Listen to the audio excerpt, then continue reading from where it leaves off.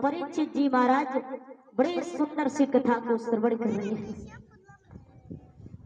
और कथा को जिस समय श्रवण करते हुए आगे की ओर चले हैं तो परीक्षित जी ने पूछा, महाराज ऐसी कोई भक्त की कथा सुनाओ जिसने भक्त ध्रुव जैसे और भी जिन्होंने भगवान को किस प्रकार प्राप्त किया है।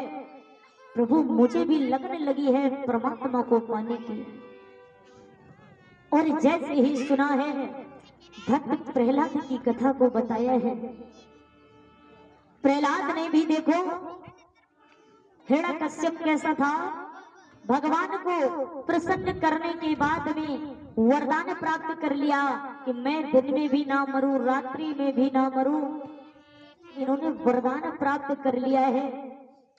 तो जिस समय उत्तम का मारा जाना सुना तो इन्हें भगवान से बदला लेने का सोचा। किसने? हिरण्यकश्यप ने, कि हम तो जाकर के भगवान से बदला लेंगे, भगवान से युद्ध करेंगे। तो जा रहा था, रास्ते में क्या हुआ कि सुक नाम का पक्षी राम राम करता हुआ बेटा मिल गया। तो इसने क्या समझा कि मेरी तो अटेंड हो गई, अब मैं तपस्या को नहीं जाऊं, अब मैं नहीं जाऊं। तो बाद में आ करके घर में पहुंचे थे। जैसे ही महाराज कयाधु ने पूछा, स्वामी आप वापस क्यों आ गए हो, क्या बात हो गई? बोले कुछ नहीं हो गई बात, अब ये राम का नाम नहीं ले रहा है क्योंकि स्वयं राम बना बैठा हुआ है कि मैं हूं भगवान। और जैसे युद्ध के लिए चले तो बोले देवी क्या बताएं। तो आज वो नारी ने बार बार पूछा है कि स्वामी प्राण प्रिय एक बात बता, वो पक्षी क्या कह रहा था? तो बोले कुछ नहीं कह रहा था, राम राम कह रहा था। थोड़ी देर तो फिर शांत रही, फिर बोली स्वामी वो पक्षी क्या कह रहा था? बोले राम राम कह रहा था।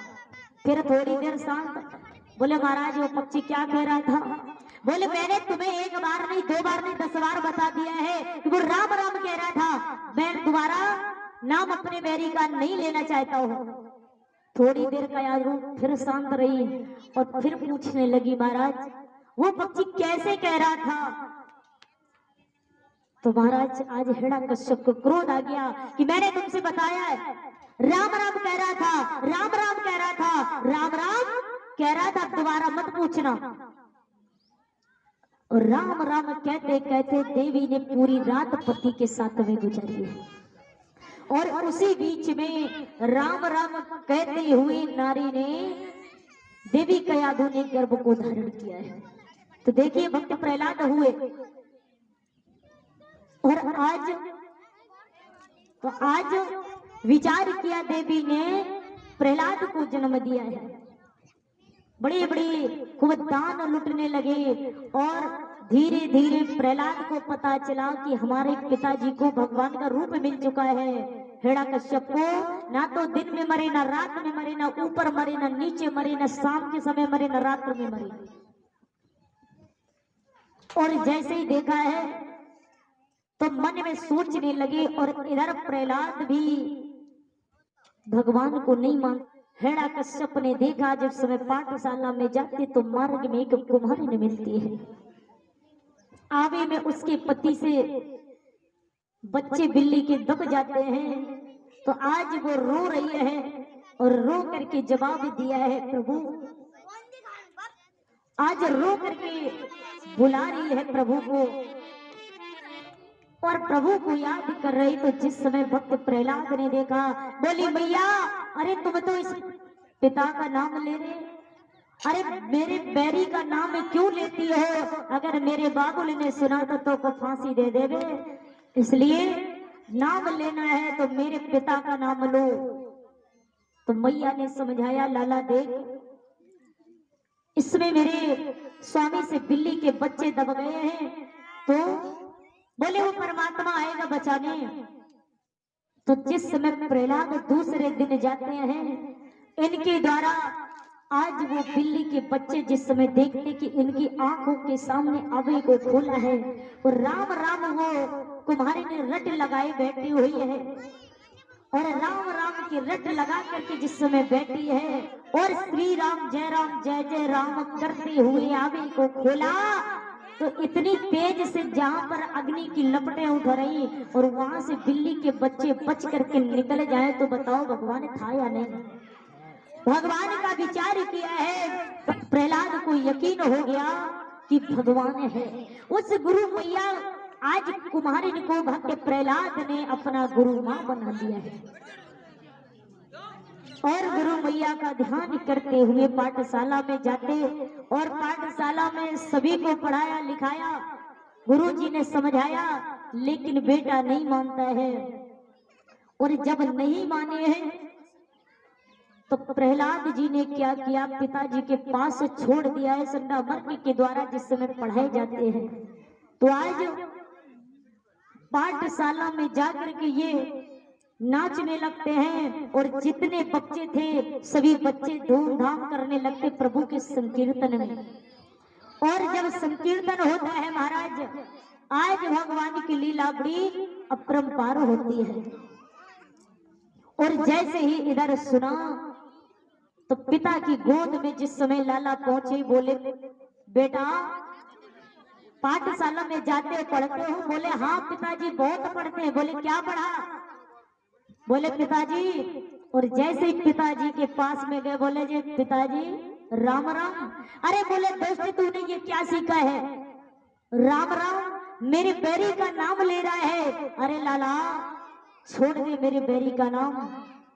भक्त प्रहलाद कहने लगे पिताजी तुम्हें पता है वो बैरी नहीं है, वो परम पिता परमात्मा है जिसको तुम बैरी कह रहे हो।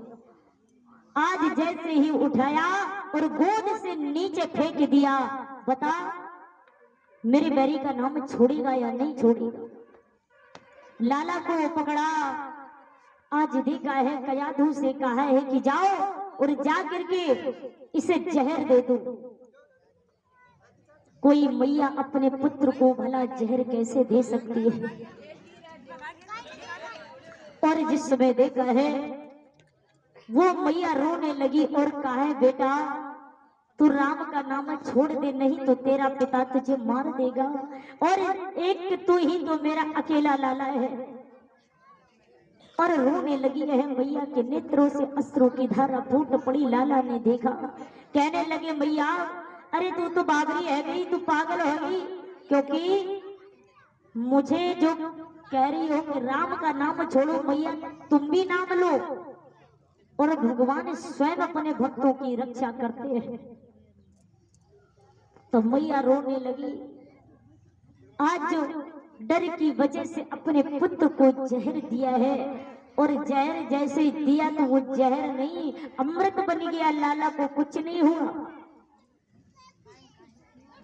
पिताजी ने देखा, बोले तूने जहर नहीं दिया। बोले महाराज ये रखा जहर और लाला को कुछ नहीं हुआ।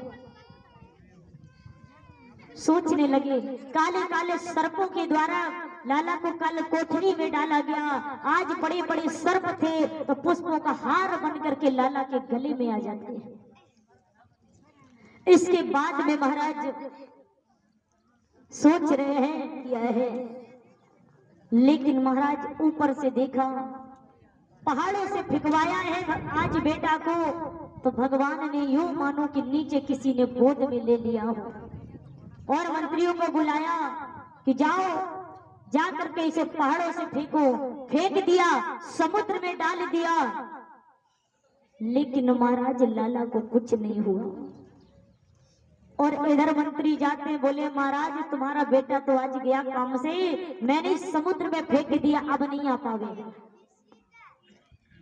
और मंत्री जैसे ही पहुंचे पीछे से लाला पहुंचे, बोले पिताजी राम राम। बोले अरे तुम लोग झूठ कह रहे हो, तुम लोग झूठ कह रहे हो, तुमने इन्हें फेंका नहीं है। मैं गुरुकुल की पढ़ाई में मुझे राम नजर आता है, वो परम पिता परमात्मा है जो मुझे राम नजर आता है। और अंत में क्या देखा कि आज इनकी जो बुआ है, महाराज बताया है हिरण्याकश्यप की बहन का नाम था संहिता। जिससे वैसे हम लोग अक्सर करके कहते हैं होलिका बुआ। तो बहन आज लेकर के इन्होंने सूर्य भगवान की तपस्या की, तो सूर्य भगवान ने एक चूनर दी है जिसे उड़ करके बैठ जाए तो अग्नि से जले ना। लेकर के लाला को अग्नि के बीच में बैठ जाती हैं। बोले लाला राम राम छोड़ दे। बोले बुआ तुम पावरी है गई। अरे तुम भी राम राम कहो। बोले लाला तू आज जल के राग हो। तो 49 पवन चले और संहिता की चुनरिया उड़ के लाला के लपट गई और बुआ तो जल के उसी में खाक हो गई। और जैसे ही देखा तो चुनरिया को लपेटे लाला फिर पिता के पास में पहुंचे। बोले पिताजी राम राम। बोले अब ये ना मरे, अब मैं स्वयं इसे अपने हाथों से मारूं। और तलवार को लिया, लोहे के खंभ को गर्म करवाया कि चलो आज देखते हैं तुम्हारा राम कहाँ है।